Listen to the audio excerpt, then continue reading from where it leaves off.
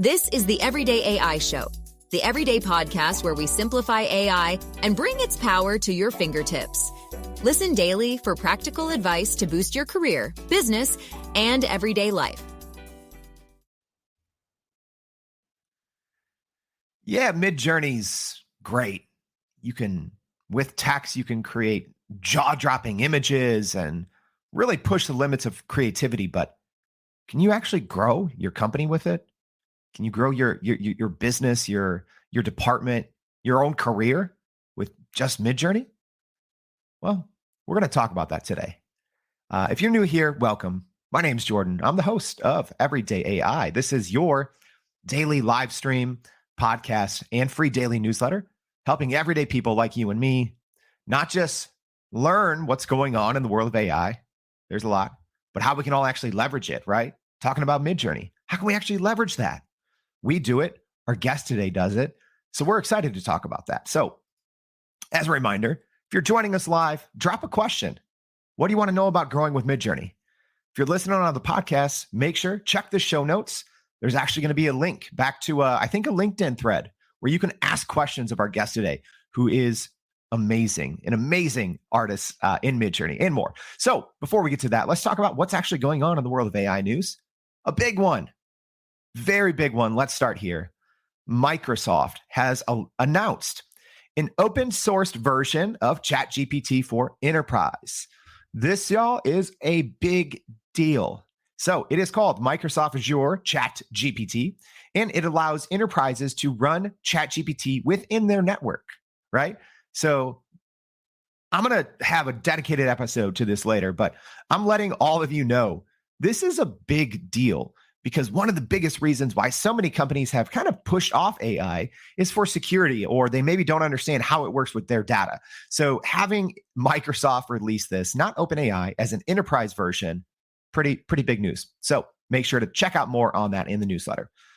Next piece of news, the annual DEF CON actually featured man versus machine. So we had hackers versus chatbots. So we had some of the best human hackers in the world going head to head with chatbots from the big names, Meta, Google, OpenAI. So check out more about that in the newsletter today, as well as this one may not be big from the business standpoint, but if you use WhatsApp, you're going to start seeing this a lot. So WhatsApp, owned by Meta, started testing AI-generated stickers. All right, cool, fun, cute. But here's the thing. I think especially with all of the Meta/Facebook platforms, you're going to start to see a lot of generative AI start to pop up in these platforms. So small one, but probably something that a lot of people are going to notice. So that was just announced. WhatsApp rolling out AI generated stickers. All right. Well, let's talk art, right? Let's talk some Midjourney stuff. I'm excited for this. So as a reminder, drop a question. Michael is already in here saying he's excited for Drew Brucker. So let's bring Drew Brucker on. So Drew Brucker is the VP of Growth at LASSO. Thank you for joining us, Drew. Super excited. Awesome to be here. Love the show.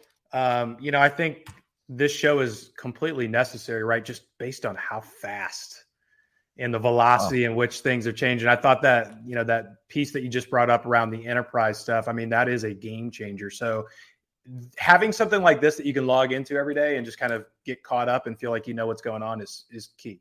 Oh, absolutely. It's we're here to learn. Harold just said that he put on his learning cap. So thanks, Harold. Actually, Drew physically put on his learning cap, which I should have done today. But thank you to everyone joining us. So Dr. Harvey Castro joining us from Dallas, Woozy Rogers joining us from Kansas City, all the way from Bogota, Colombia. Samuel, thank you for joining us. So as a reminder, if you do have a question about Midjourney, drop it in for Drew. We're going to tackle it. But let's start at the top, Drew. So just tell everyone just real quickly, even just what you do at LASSO. What does it mean to grow at LASSO? Yeah. So in my full-time job, I'm the VP of Growth. I lead a 5-person marketing team for our company. We are a mature Series A startup in the tech space called a SaaS company, right? Software as a service. And so our ideal customers are live production companies that put on any live event that you can think of, right? Concerts, festivals, corporate events, the people that set up those events pre, during, and post Those are event companies. Those are the people behind the scenes that don't really, get paid attention to when you attend an event, but they're so crucial in putting on the event and making it successful. And so we help them with scheduling, time tracking, payroll, travel, all of those components to put on a successful show. So that's what I do in my full-time role. And it moves fast, right? We're a fast moving team. And obviously when you're at a startup, every day is a little bit different. So that's what I'm focused on day to day. And then, just on the personal side, I'm a creative by heart. So I'm a photographer, I'm a graphic designer. I love anything aesthetic, right? Which is just this perfect storm of events for me when it comes to Midjourney, because I can apply it both to my professional gig and also my personal life, right? For something like photography, which after you have kids is much harder to actually pull off. Yeah, exactly. Yeah, we kind of talked about that pre-show, and I'm a former photographer. You said you have a little bit of that in your background as well. So when Midjourney first came out, I think we're talking version 1, version 2. It wasn't too exciting for me as a photographer. But what'd you even think? And talk a little bit about your journey in Midjourney, and even what you kind of think of recently, because I think again, not everyone's following updates, but I think since 5.1, 5.2, the last couple of months, Midjourney is now on the level. It is hard to tell the difference between real photos and Midjourney photos. Yeah. We were just talking about it before we jumped on here, which was Midjourney went from just this fun kind of tool, right, that you might poke around in and maybe use every once in a while, to all of a sudden being so good in terms of the quality that you can integrate it into your workflow. You can start to use it in real life and use it on a daily basis. And it goes beyond just the fun aspect. It actually has some utility. And so I think that's been key, right? Like as Midjourney has grown, being able to trust that the quality is there to apply it in those circumstances has really been something that's been eye-opening for me. And of course, right, the other thing about Midjourney is, because you can create things other than just realistic images, you can create anything from illustrations to sketches to chalk to any type of medium or style you can think of. The use cases really are infinite. You think of any piece of visual evidence or any imagery, and Midjourney probably has a role in it, whether that's now or in the future. And so I think one thing that I've been thinking about in my role is, hey, in my full-time job, how does this make sense to use, right? Where can I use this instead of things like photography or stock photos? How can I start to replace those things with something that's unique, that has the brand characteristics to it, provides a mood, an aesthetic, a personality, right? Some of those things that stock photography lacks, and photography itself just takes too long and is too expensive to pull off, right? So AI definitely has a lane in that. I think that's what's been super fascinating to me on the professional side. And then personal side, right? We were just talking about it. It's tough, setting a time to find a location, who you're going to shoot, bring the props, right? Wake up early or go late to a location to get the ideal lighting setup that you want. All of those things are very tough to do. And now you can scratch that itch in an AI format. Yeah. And kind of mirror the look that you're going after. Yeah. I'm going to go straight hot take here, because this just popped up in my mind. And I think you might have had a LinkedIn post on this, maybe not, or maybe you commented on it, but you mentioned stock photography. And I think that's something all companies, right? So even if you're not in charge of stock photography at your company, you probably see that photo on the blog post or the photo on the old website, and it's like cringy, right? Is stock photography as we know it going to either die or completely change because of Midjourney? What are your thoughts? I'll be curious to get your thoughts. I think as we know it, it's dead. Now, I think what's happening, right, is they're going to pivot. They're going to make their own move. I think Shutterstock just had something to come out. I saw this briefly, so I don't have the exact details, but something with NVIDIA. They now have this ability to basically take a photo and almost do like a 360 of different angles and so forth. So those create unique visuals in that aspect. It'd be curious to see and interesting to see what route they go down and how far that road takes them, because I think that's an entirely different avenue that we're not really seeing on the Midjourney side. Having said that, right, like going back to what stock photography is, yes, I think it's dead, right? When you don't have to pick the same images as 10 other companies and see the same faces that is not really a happy customer on a business page, why do it, right? Especially when you can recreate unique images that match your brand personality and the characteristic, the things we were just talking about, at exactly the same price point. And look, the reality is stock photography, digging through those things is so painful, right? You only probably have 3 options for the dimensions: square, horizontal, landscape. With Midjourney, you can have any dimension you want. Yeah. Right. So that's huge. And then you don't have to go through 30 pages. I can pull keywords that I want to have. I want yellow lighting. I want to have sort of like this type of style or this kind of mood. This is the distance I want. Some of those things you just can't filter through in something like a Shutterstock. And I'm just blasting Shutterstock for no reason, but you know what I'm saying? Like, this provides a whole different element in that capacity. And so the post that you're mentioning is more like a flow chart. And it's like, hey, look, if you're on a tight budget or you have a quick turnaround, you're going to go on this route, right? And maybe this is the better choice. Does it need to be unique? Do you have, any sort of tolerance for imperfections in the image? Mm-hmm. Well, then you maybe want to go this route. For sure. Yeah. And if you're listening to that, I'll make sure to share that in the newsletter. So if you're not signed up, go to youreverydayai.com, sign up now. And yeah, by the way, it's stock photography is going to die. I think, you're going to have those that establish partnerships, like Shutterstock has partnered with NVIDIA. I believe they've partnered with OpenAI. So you'll have it. Some of those companies exist still, I believe, but as we know it, I don't think so. As a reminder, we do have other episodes, Brian just with a comment, he said more Midjourney awesome. So yeah, make sure to check the show notes, and I'll drop it in the thread here on LinkedIn as well. So we did have kind of Midjourney for beginners, but even like Harold said, he used Midjourney for his company logo partially. Drew, we have some of your fans joining saying, Jess, thank you. Drew is an ace at Midjourney. Y'all are about to get schooled. And Abby saying, looking forward to hearing from you. So yes, let's school us, Drew. And I'm going to go ahead. If you are joining us live, I'm going to be putting some of Drew's Midjourney creations and some of his tutorials on the screen. But Drew, just walk us through, how can people actually grow their companies, grow their departments, or grow their careers by using Midjourney?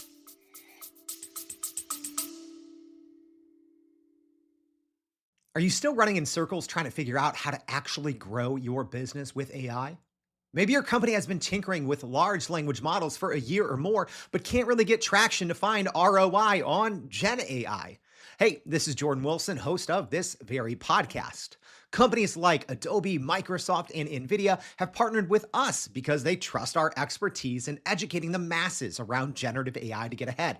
And some of the most innovative companies in the country hire us to help with their AI strategy and to train hundreds of their employees on how to use Gen AI. So whether you're looking for ChatGPT training for thousands or just need help building your front-end AI strategy, you can partner with us too, just like some of the biggest companies in the world do. Go to youreverydayai.com/partner to get in contact with our team, or you can just click on the partner section of our website. We'll help you stop running in those AI circles and help get your team ahead and build a straight path to ROI on Gen AI. I think it's going to be different for every business, but going back to the use cases, it would be beneficial, right, to think through and start to shortlist, right, all of the different ways that you use visuals in your company, right? So I think naturally, I'm a content person. I started in content. My mind initially goes to things like articles, podcasts, thumbnails, YouTube thumbnails. Go to social media clips. You go to blogs, right? Like live events. All of those things can have a specific look and feel to them and can apply directly to your brand, right? So that's one thing that you might have already paid a designer for, or somebody on your team is a graphic designer and they're spending maybe much more time there than they need to be. Mm-hmm. I know there are agencies or even bigger teams out there that do have graphic designers on their team and they're still using Midjourney just to expedite the process, right? So whether you're on a big team or a small team, that doesn't matter. The use case is there. Other things that you may think of, internal and external presentations. You need an image. You think of a brand book or a brand library, building out a specific look and feel to all the images that you use. That's something that we've done at LASSO. If you're looking for UX or UI mockups for a new website or an app or anything like that, that can be done in Midjourney. You think about training materials when somebody comes on board, email marketing. One other thing we're doing is website images, campaigns specifically. So we had a customer only event that we did at a trade show recently, came up with the name in ChatGPT, came up with the description in ChatGPT in terms of the brainstorming of, hey, how can we tie this into LASSO and sort of a Wild West cowboy culture lingo and feel? And then we designed all of the assets in Midjourney. So the campaign itself was in Midjourney. We created a lot of swag for that event. That was from the image that we created in Midjourney, right? So like all of those use cases come into life was really cool. And I think that was back in April now, right? So that was even 4 or 5 months ago, which was really a cool time to kind of experience, hey, I created this by myself on here, and here it is in real life. Yeah. So, the list goes on and on. I would just think through your individual business. Hey, what are we currently using right now? What is the tech stack we have in place for images, and how can we offset that? Now, I'm not going to lie, like there is a learning curve to Midjourney, right? So you can't just sign up and expect to get great images off the bat. You do need to put in a little bit of the experimentation, the time, the sweat equity to kind of know what you're doing in there, Jordan. But at the same time, you know this as well as I do, I think the barrier to entry is going to come down a little bit, not only just because of the evolution of AI, but this getting away from Discord. Midjourney has already said that they're building their own UI.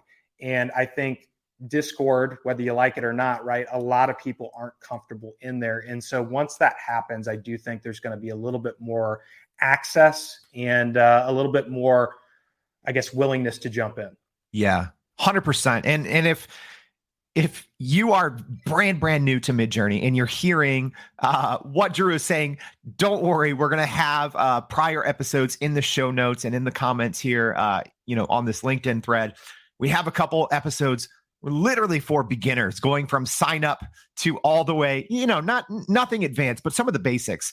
And as a reminder, if you are listening on the podcast, we're just flipping through some of Drew's work that he's sharing on LinkedIn, has some great resources on how to get the most out of Midjourney. But, real quick here, a great question from our community here, Leonard, saying, Drew, what are your thoughts on how to get business doing Midjourney work? I think it's a great side hustle, but what's your thoughts on that? And if someone has kind of developed some of these skills, Drew, how would you recommend that they can go, kind of create a little side hustle out of that? I think there are, just like there are the use cases, you go through all of those components. There are just many opportunities to use it as a side hustle, right? So one thing I've done, right, is create sort of a course, a guide, if you will, more of a guide than a course to this point, but really a tactical way for people to get into Midjourney, understand how to use it, right? Here are the different options and levers that you have at your disposal. And then here are all the things that you can think about in order to create a great image, right? It's not just the keywords that you plug in, but hey, maybe shifting the angle of the subject. Maybe you're going for a certain mood or lighting, or you want to, sort of have this look like a particular movie or photographer or artist, right? Like all of the components that go into building a prompt, that's in that course. And so that's one route you could take. You could take the route of building out, like I just was talking about, a brand book for a company. Yep. That takes a lot of time normally. And so if somebody doesn't have the skill set to be in Midjourney and create a consistent look over and over again with the images, there's an opportunity, right? You could pitch that. I think there's something to be said about training, companies either one-on-one or one-to-many, in terms of the tool and the use case. And Jordan, I think one of the eye-openers for me is when I started going down this path and building out the guide, I realized I was kind of in my own echo chamber, and there really aren't a lot of people that have been in Midjourney and are using it very, very consistently, right? There are people that may have jumped in there once or twice, or they've heard about it, but they just haven't jumped in yet. And so there really is a window of opportunity right now to lead the way, to dive in fully and help expedite this for teams, because AI moves fast. And, Yeah. unless you are in the weeds experimenting with it, you're probably not going to get caught up. Yeah, fully agree. Not just on how fast it moves, but you just have to jump in there and you have to get your hands dirty a little bit, right? And it's and let me tell you this, Midjourney's been around now for, I don't have the exact date, but I think it's been a year and a half. It's been more than a year. And it's much easier now than it used to be, right? Like even in the newest version of Midjourney, 5.2, I think 5.3 is supposed to be coming out any day now. But you can use almost plain English. Whereas, in earlier versions, you almost had to kind of speak AI image prompts. So I think that's really helpful. Couple comments wanted to get to. Marie's, thank you for joining us. Jackie with a question here. So didn't think of website mockups. Can it do full wireframes? I haven't experimented with full wireframes, but yes, I think you can. It's not something that I've really played around with at that depth. I know you can do, pretty simple UX and UI wireframes, right? So if I want to have like a clean design and I'm looking at a particular page, right? I want it to be a product page or a home page or a contact us page. I think it can at least give you sort of like that hero section and maybe some of that. I'm not sure how it works in terms of the scale of an entire page. I'm sure it's possible. Maybe somebody else knows, but it hasn't been something I've played around with too much. Yeah. And shout out Jackie. Jackie's doing great things to Paul, trying to get AI into the schools there. But yes, Jackie, kind of like what Drew said, you can in ways it's a little limited. We've experimented with it before. I think we actually shared about it in one of our last newsletters. So you can do partial wireframes, but again, if you want kind of granular control, you're not really going to have that in terms of, I kind of want this size, I want this type of layout, this type of UI UX. But it's a great starting point, and a lot of great people start in Midjourney with an idea and then move over to Figma. Jordan, wouldn't you say it's more of like a visual jumping off point, right? Because you can identify, hey, look, I really like the cleanliness or the simplicity of this, or even just the structure of this particular section of the web page or the wireframe. And so I think it can be a really good ideation point, almost like a mood board, if you will, from the creative side. Yeah, for sure. And then another question we have here. I don't even know if I know the answer to this, Drew. So Brian asking, can you create images with transparent backgrounds? That's a great question, Brian. I honestly hadn't even thought of that. I have thought of, hey, you can create a plain background and then, remove the background in another program. I don't know. Jordan, have you played around with that?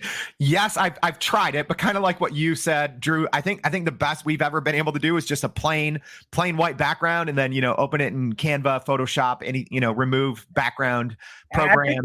Brian, I think that could be coming though. If that's, like there are certain things too, and we should probably point this out. Like there are certain things in Midjourney right now that aren't ideal, but I think are going to get solved very soon, right? Like still you've got a little bit of the finger issue. Sometimes you get an extra finger in there, or like one that's growing on top of another. Yep. That's gotten much better, but you've also got logos and letters, which I think are going to continue to get better and improve too, right? Which just expand the use cases and almost the professional nature in which these are going to be used too. Yeah, 100%. That's a great question, Brian. I think we're going to start seeing new features, even if we look at how Midjourney has changed recently, simple things that are very helpful, like the zoom in, the zoom out, being able to do subtle varieties, when you get a new image. I think Midjourney is changing and bringing a lot of new features.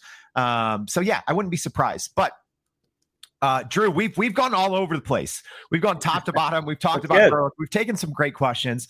What's your takeaway message for people, whether they are new to learn, or maybe they haven't even gone in Midjourney yet? Maybe they're new, but they're thinking, all right, Drew, you've got me convinced.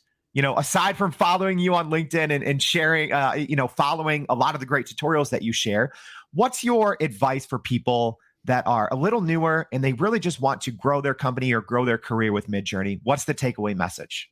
I would say whether it's you or it's somebody else, invest the time to play around with it. And I do mean play around with it, because there is no better way to learn than actually doing it yourself. This is one of those programs.